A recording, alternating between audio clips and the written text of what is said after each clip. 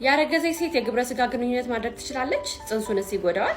የግብረ ስጋ ግንኙነት ማድረግ በጽንሱ ላይ ምንም አይነት ጉዳት አይደርስበትም። ምክንያቱም ጽንሱ በሽርት ውሃና በማህፀን ጡንቻ የተከለለ ስለሆነ ምንም አይነት ጉዳት አይደርስበትም።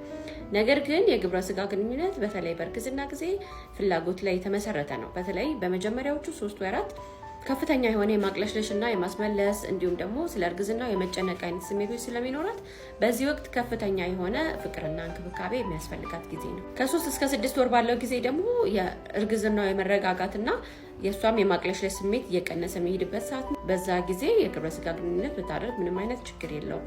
ነገር ግን በየትኛውም ጊዜ ግብረ ስጋ ግንኙነት ስታደርግ ከማህፀን ፈሳሽ ካለ፣ ደም የሚፈስ ከሆነ፣ የእንግዴ ልጅ ከታች ከሆነ፣ ከማህፀን በር መላላት ጋር ተያይዞ ማስወረድ ችግር ካለባት ወይንም ደግሞ ከግብረ ስጋ ግንኙነት በኋላ የማህፀን ፈሳሽና ደም የሚታያት ከሆነ ግብረ ስጋ ግንኙነት ባታደርግ የተሻለ ነው። ስለዚህ እነዚህ ነገሮች ሐኪም ማማከር የተሻለ ይሆናል ማለት ነው። ወደ መጨረሻው የእርግዝና ወራት የግብረ ስጋ ግንኙነት ማድረግ ምጥ የመምጣት እድሉን ከፍ ሊያደርገው ይችላል። እንደዚህ አይነት ኢንፎርሜሽን እንዲደርሳችሁ ላይክ፣ ፎሎ፣ ሼር ማድረግ እንዳይረሳ። ዶክተር ሊሊ ነኝ። ባይ። ዶክተር፣ በእርግዝና ወቅት የግብረ ስጋ ግንኙነት ከስንት እስከ ስንት ጊዜ ነው ማድረግ የሚቻለው? መልካም ጥሩ ጥያቄ ነው። ስሜ ዶክተር አብረዛቅ ሽሞላ ይባላል። በሉሲ የህክምና ማዕከል የማህፀንና ጽንስ ስፔሻሊስት ሐኪም እንዲሁም የመካንነት ህክምና ሰብ ስፔሻሊቲ ፌሎ ነኝ። በእርግዝና ወቅት ስንት ጊዜ ግንኙነት ማድረግ ይቻላል ሳይሆን መቼ ይደረጋል፣ መቼ ደግሞ ይከለከላል የሚለው ነው ዋናው ነገር። እርግዝና በተከሰተ ወቅት አንዲት ሴት ምንም አይነት ችግር ከሌለባት ግንኙነት ማድረግ አትከለከልም። ነገር ግን ከእርግዝና ጋር ተያይዞ ሊከሰቱ የሚችሉ ችግሮች ካሉ፣ የደም መድማት፣ እንደዚህ አይነት ነገር ካለ ግን እርግዝና ወቅት ላይ ግብረ ስጋ ግንኙነት እንድታደርግ አይመከርም። ይሄም በሐኪም ክትትልና ምክር መቼ ማድረግ እንዳለባትና መቼ ማቆም እንዳለባት በደንብ ምክሩ መቀበል ይኖርባታል። አንዳንድ ሁኔታዎች ደግሞ ግብረ ስጋ ግንኙነትን በእርግዝና ወቅት ይከለክላሉ።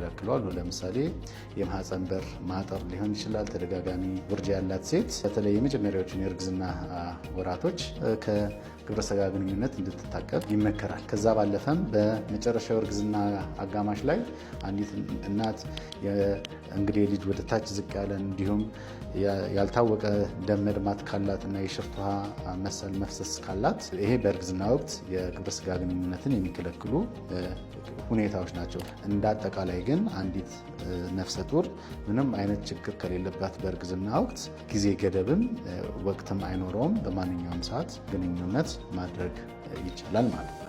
በእርግዝና ወቅት የግብረ ስጋ ግንኙነት ማድረግ ይፈቀዳል ወይ? ሰላም፣ እንዴት ናችሁ? ዶክተር አክሊሉ ነኝ፣ የማህፀንና ጽንስ ስፔሻሊስት ሐኪም። ብዙ እናቶች እና እህቶች የሚጠይቁኝ ጥያቄ ስለሆነ ኮፒ ሊንክ እንዲሁም ሪፖስት በማድረግ ቢጀምሩ ደስ ይለኛል።